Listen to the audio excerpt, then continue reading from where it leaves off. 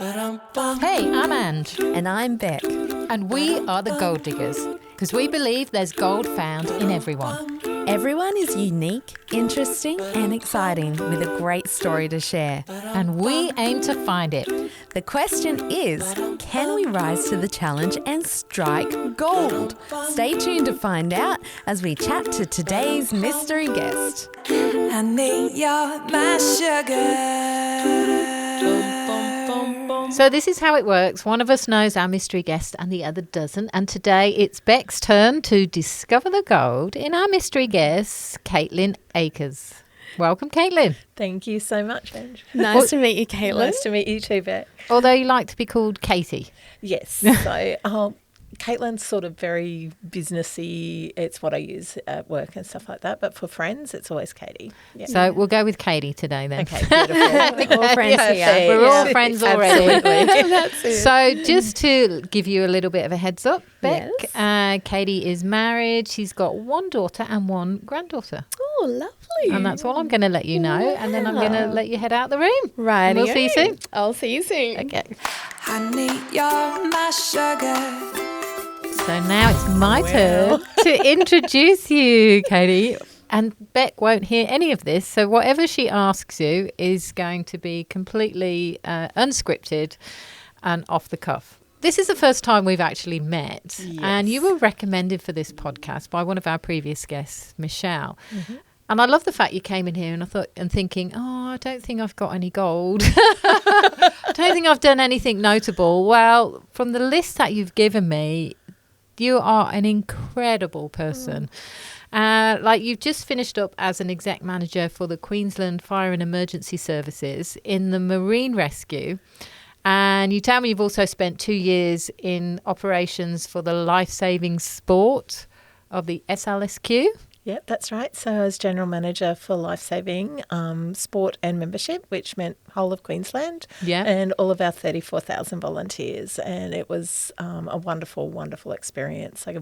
I had that role following a few years as a volunteer and on the board. So But this comes after 25 years in banking and finance. Correct. So was the outdoors calling you from behind a desk? No, a little bit of both, because it was always my weekend thing. So we're volunteering through, and volunteering in community has always been very big in my life and my family's life. Yeah. So, and really it was an opportunity that just came to me as a part of a professional development. I'd worked in government, I'd worked in private sector, and then it was time to put my hand and my skills to profit for purpose, and something that I was really passionate about.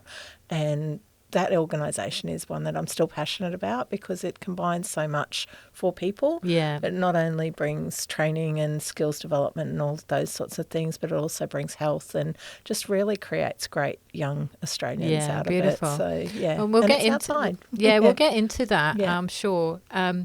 But I also love the fact that you've got masters in business. You've got lots of qualifications. Yeah, I'm a bit addicted to learning.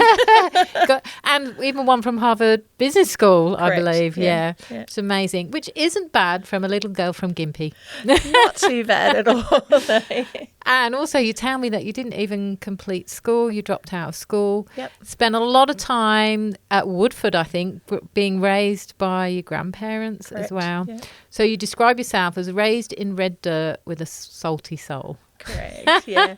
I grew up out in far western Queensland as well. My dad worked for DPI, so we were transferred all over the state. Part of that makes you really resilient, and you also get to know people very quickly, and it was a joyful upbringing. I got the best of both worlds, really. And we hear that a lot. You know, we often think that you have to graduate from school, but we do hear that, you know, people can be incredibly successful and never have completed school, moved around their whole life. And, you know, you are a great success story in that, because I know also you've juggled married life, you've been working full time, you've been doing your master's degree, volunteering in all these different roles that you do, and raising your daughter. And I believe that there's been some chronic illness there for her and for yourself.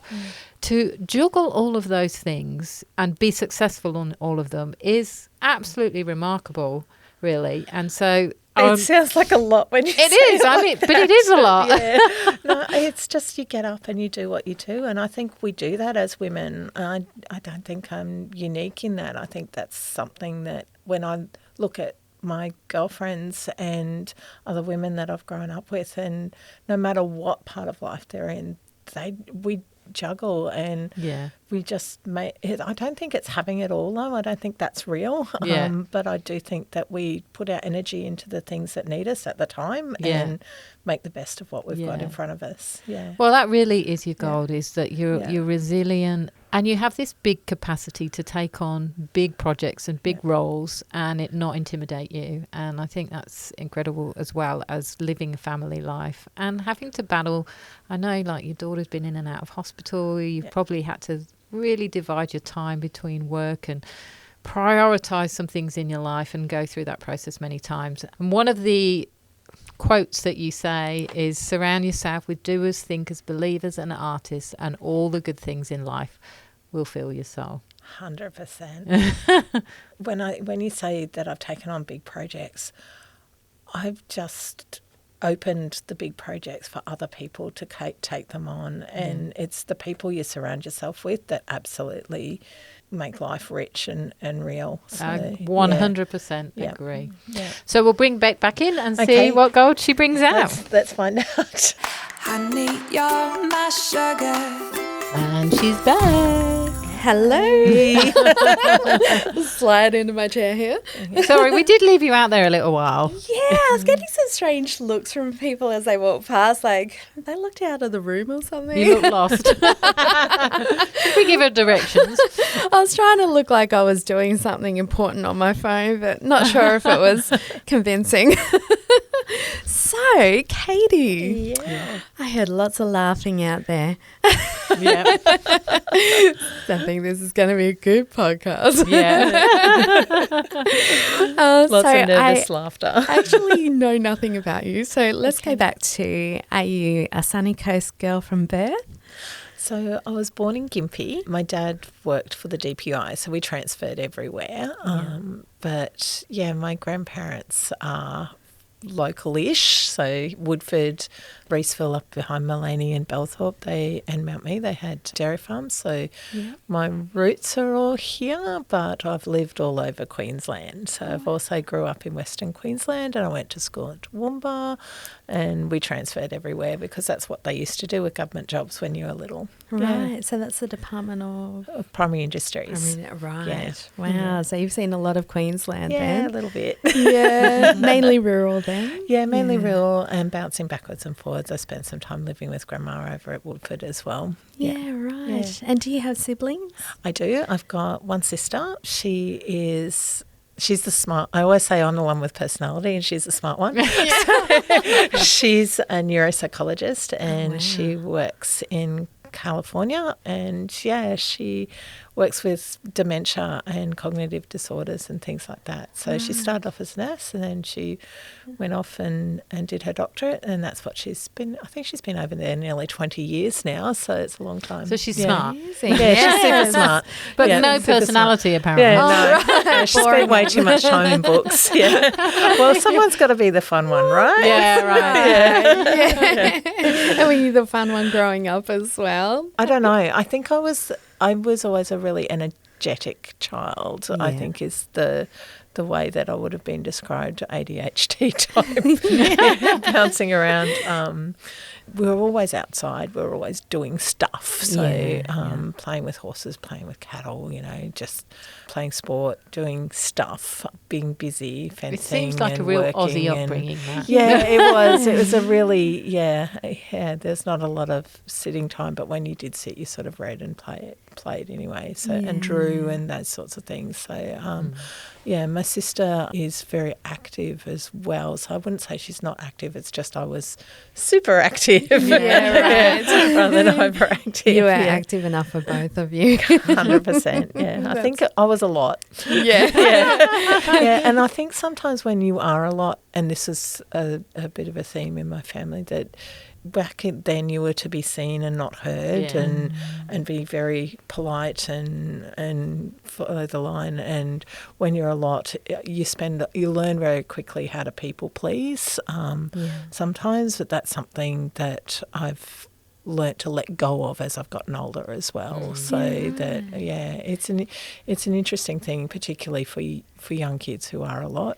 How did you find moving so often? I have a similar thing. I grew up as pastor's child, and of course, so we moved everywhere. So I kind of relate to you there. Did you? Because I know my sister, she didn't mind moving all the time, but for me, it was hard to make friends and knowing that you were going to move again. And I still made the friends, but it just made moving hard. I hated that part of it because my girlfriends are really important to me, and I tend to hang on to people. Yeah. So I totally get that. It was tough leaving, but it was on the other side. It was also really exciting and a chance for something new. So, and each time we moved, I don't know about you, but the actual place where we moved to was so different from the last one that your life pretty much gets a whitewash and you start again. So I went from being in Western Queensland where I was doing school by correspondence and school by the air, and our nearest neighbour and nearest kids were miles away, so you made a lot of your own fun, to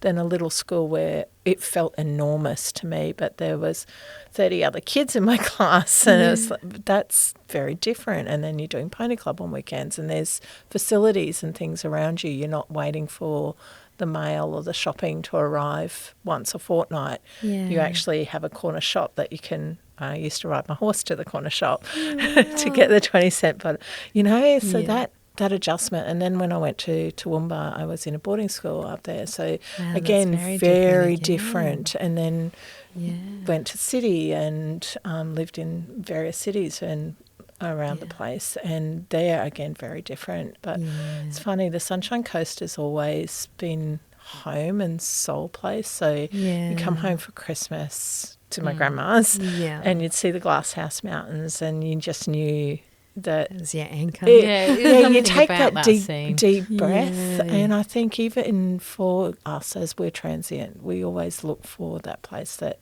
and it might not be a physical place, but there's somewhere where you just take that sigh and you go, everything's okay now. It's a place you can call home. How long have you been here now on the Sunny Coast? Just over 30 years. Okay. So off and on. You're making up for it now then? Yeah, we've lived and I've worked in Brisbane and commuted to Brisbane when needed to for work, and gone overseas for study and a few other things, but here's home.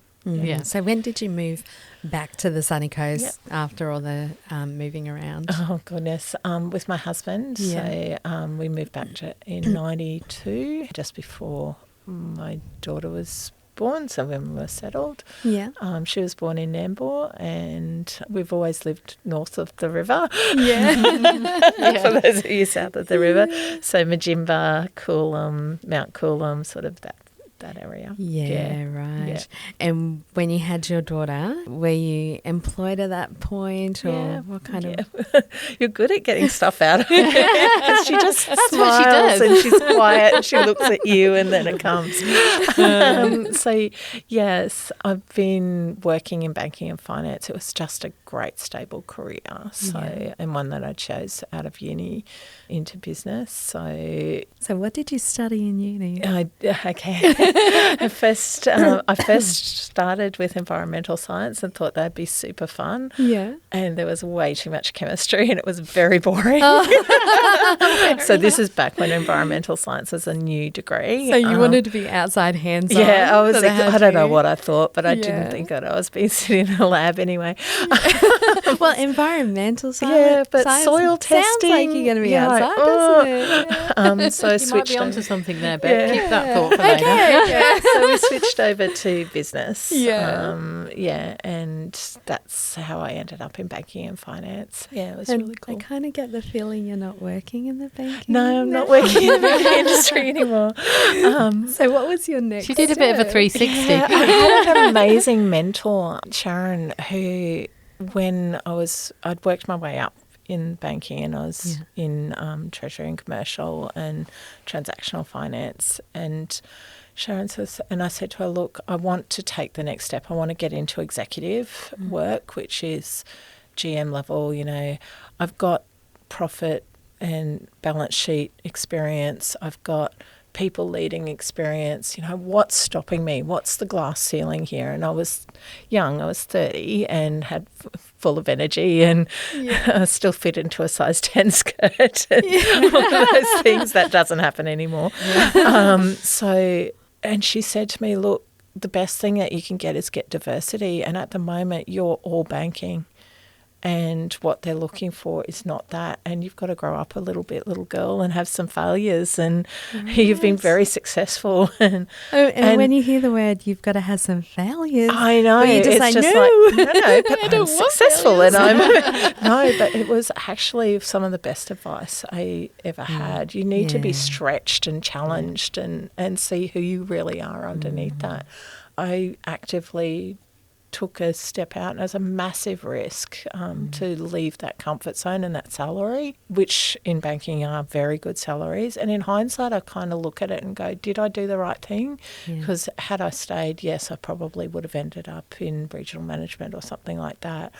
And again, great employers, but it was actually a really good decision for me. And I'd been through I'd been through the GFC with them, and I'd been through the crash after 9/11 and those sorts of things. So I'd learnt a lot through that, but it was time to take that out into real, genuine profit and loss. So I moved into general management in corporate and business, and then I went across and I did some work in projects with government. I did some study overseas as well that helped balance a little bit of that. It's a big thing to purposely take yourself away from your family environment. And like, how did that look for family? And I have an incredibly supportive husband, and he knows that if he puts the reins on, then none of us are happy. So, and this was something I'd always had as an ambition. I dropped out of school in my senior years and didn't complete my year 12 with my year 12 classroom due to family stuff. So to complete something, to complete that degree, and I took myself back to school as a mature age student and finished year 12. I was working 3 jobs. Was that while you had your daughter? No, this was before that. Living, I was a relatively young mum, but living sort of hand to mouth. You know, you're living. One stage I was living in a girlfriend's garage on a mattress because that's what I could afford. I could afford to throw her $20 a week and finish my schoolwork, because they didn't have school programs then that for mature age students. So you just literally put on a uniform and get yourself to school. So weekends I was working in a bar and a nightclub, and during the week I was babysitting one night, and I was working as a lollipop lady on other nights because it worked around my schoolwork and I could still do my study. So the overseas thing, it was a sustainability course. So I did 2 courses overseas. I went to Stanford and was lucky enough to be accepted into a graduate business program there in managing strategic talent management. And that was amazing. Working with other executives, learning and really stretching the thought process and developing new ways of thinking around people and how we bring them into business and how we help them be successful, and how business feeds off the success of people, because you've got to create it from that perspective. And then the other one was with Harvard Business School, Harvard Graduate Business School, and that was around sustainability in business and how do we measure as business sustainability measures on our profit and loss. I love how your family and your husband really support your career and have enabled you to get educated and continue on that pathway. 100%. I'm very, very blessed. Ben is one of those people who, he is absolutely my rock. He's also my handbrake when I really need it. And sometimes we do need it. But he gives me the energy and the safe place to land. So when things don't work out, it's okay. But I think our partners do that for us in many different places. It sounds like the perfect compliment to what you're doing. But he also gives me the freedom, and we often say that we're 2 brains because we don't believe the same things. Yeah. We're very different, 2 brains, 1 heart. Yeah. So, and I think That's a once lovely way of you've putting got it. that, Yeah. it just changes the way you view relationships. And we grew up together, so, yeah. It works. It works. Yeah. Yeah. And your daughter, how's she gone through this journey as well? She's used to mum being busy. I think she's still in therapy. She's incredibly resilient. I'm incredibly proud of the person that she is. Yeah. She's very much her own person, but she is kind. She's contributing to society, and she's a positive person and a good friend for others. So that's all you can ask of your children, really. Yeah. How would she say that she dealt with a mother who was always busy? I always made time for her. Our time together was always our time. And I think I got it wrong sometimes, absolutely, but I also got it right. And I think one of the times I got it wrong, and I'll share that this isn't something I share generally, but Pia has a condition that means that she's hospitalised frequently, and she got incredibly sick in her year 11, year 12 years and contracted sepsis, which we all know is a bit of an issue. And at that time I was launching a new business line for a local business. I was working incredibly hard. My husband picked up. He was sitting beside the bed. But the doctor said to us, we're moving you down to palliative care. And I went, that's really lovely. She'll have her own room. Thank you for doing that. She's a teenager. Something in my brain didn't allow me to compute that my child was actually being moved to palliative care, not because the hospital had a room available to us, but because that's where they felt she needed to be for the care. Now, she did recover, but I think sometimes as parents we miss the big stuff because we're caught up in the world and we think that we've got everything sorted and we don't take a breath. And that's something that I learnt from that sometimes we need to take a breath and pay attention. And I guess you don't want to go there and think it's that serious either. Absolutely not. Your brain tries to protect yourself a bit. Yeah, 100%. Yeah. There is that stuff going on. Yeah. As I said, she recovered and we had the most beautiful experience with the care that we got on the Sunshine Coast there. And this was a long time ago as well. But in that moment, it's one of those things that as a parent you go, hang on, how did I miss that? And I don't think I missed it, but I think what you said is true. I don't think that I had the space. I didn't want it to be true, so I didn't put myself there. I had a dad who was busy a lot. He would travel a lot with work. To most it would seem that perhaps he was out of the home quite a lot of the time. But when he was in the home, he would always make sure we had dedicated time. Yeah. And I never feel that I was deprived of my dad's time when I was younger because he really was focused on us. Yeah, it's not the quantity, is it? It's the quality of time that really matters. And I don't think that Pia feels that she was ever deprived. If anything, it's the opposite. Yeah. We went, she came with us. We went backpacking around Europe, she came with us. Yeah. We went to dinner, she came with us. She was very much just a part of everything that we did. So awesome. And still is. We have only one child. It's a similar sort of thing that actually you're a tight unit, aren't you? You're three and you work together. And you also at that stage you expect your children to have you're releasing them almost to the world because we've done the good job. We've built them up. It's now their turn to shine. I've also got an issue with chronic positivity or Pollyanna. So seeing the negative and being a future thinker. I've never heard that. Chronic positivity. You don't look backwards though. You look to what's tomorrow.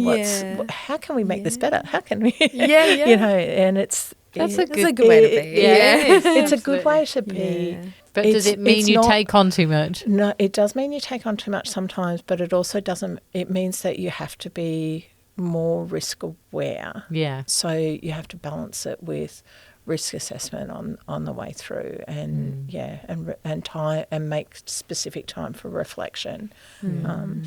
Because reflection's an important thing too, isn't it? It's very important. Yeah. Talking about risk assessment, you then went into a career. I'm just steering a bit here. You then went into a career that really was that part of risk assessment was really crucial. Yeah. Big part of my private life as well. Let's go there. Let's go there.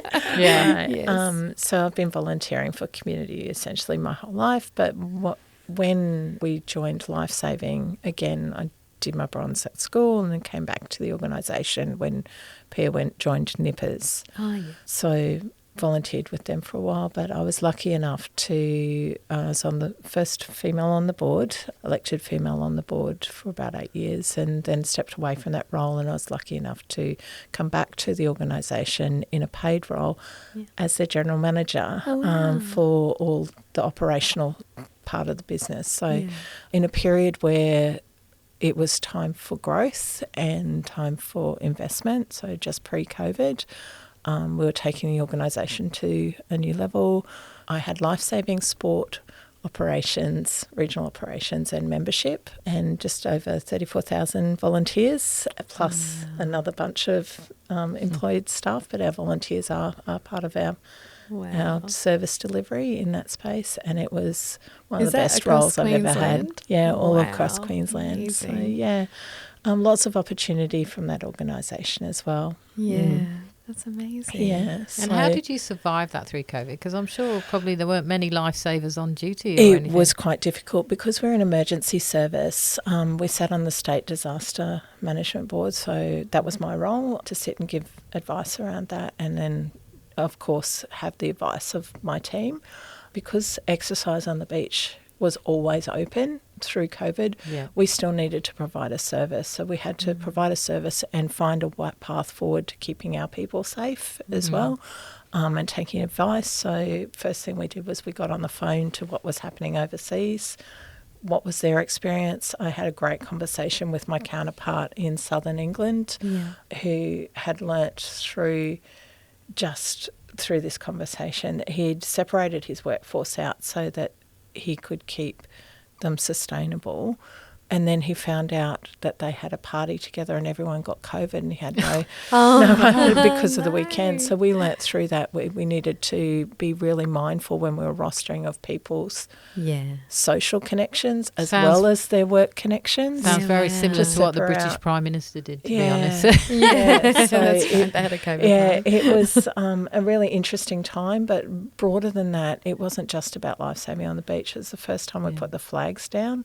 because we couldn't condone social distancing, and we had to go to a surveillance method of patrolling, coming up with different ways of teaching CPR, because that was a very big part of the organisation and part of our revenue and income. And then looking more broadly, we didn't want the organisation needed to continue, and we were in the process of working with government through our renewal of our service contracts and looking at different things. We looked at drones and things like that, and brought in a new service contract while I was there, which I was incredibly proud of, because it basically means that for the next 5 years the organisation is sustainable in the service that they're providing back to QFES and to the Queensland public. You have done so much. I know.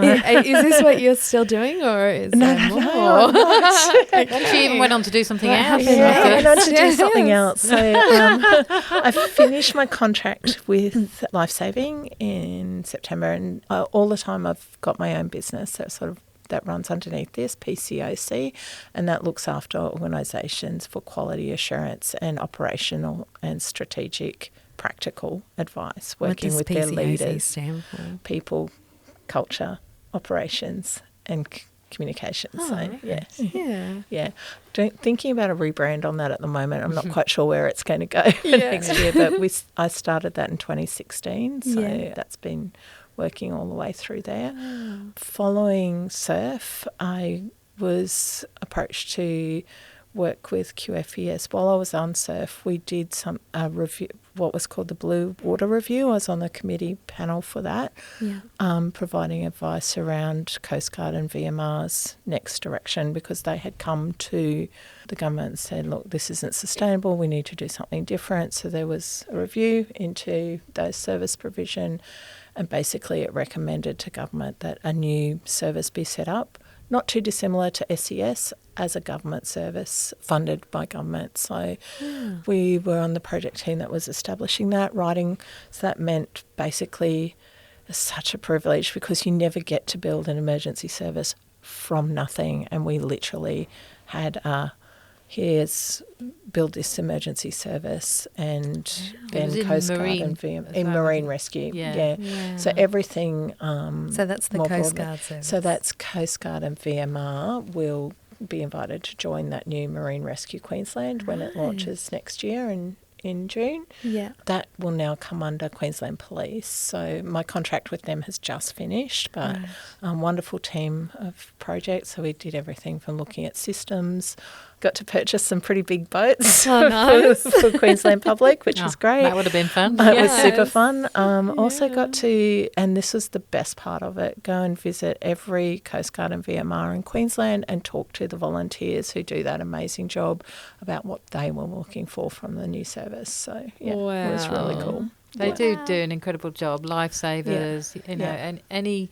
emergency service like that. Very proud to be part of that. Wow. Yeah. And is that what you're still doing? No, I've just finished that in February. Okay. How do you cope with free time? Because you've juggled so much in your life for so long. Like, actually having free time, does it kind of feel a bit alien to you and you don't know what to do with yourself? Free time. I don't actually think of time as free or not free, because work is such a joy to me. I love working with the leaders that I work with. Last week on Friday, I was down with a transport company in Brisbane. This incredible woman, it's really successful, and a national carrier, and she's been running it with all these blokes for years. And just spending the morning with her and working through her quality assurance and her risk matrices and helping her, asking her some questions that helped her work out what she needed, because she knows what she needs. She just needs someone to ask her the questions to get her there.